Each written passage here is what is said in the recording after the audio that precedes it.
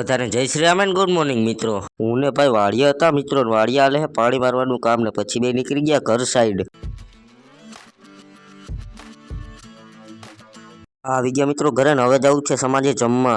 આવી ગયા મિત્રો સમાજે જમવા, તો ચાલો હવે જમી લઈ। બીજા દિવસે મિત્રો આવી ગયો સવારમાં ગૌશાળે, પછી ગાયોને લઈને નીકળી ગયો વીડીમાં મેલવા। ગાયોને વીડીમાં પુગાડીને નીકળી ગયો પછી ઘરે આવી ગયો મિત્રો ઘરે ને હવે જવું છે ઉપલેટા।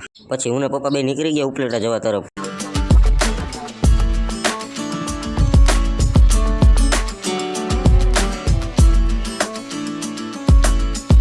ઉપલેટા પૂગી ગયા મિત્રો, આપણી ગાડી તરસી થઈ ગઈ તો એને થોડુંક પેટ્રોલ પીવરાઈ દીધું।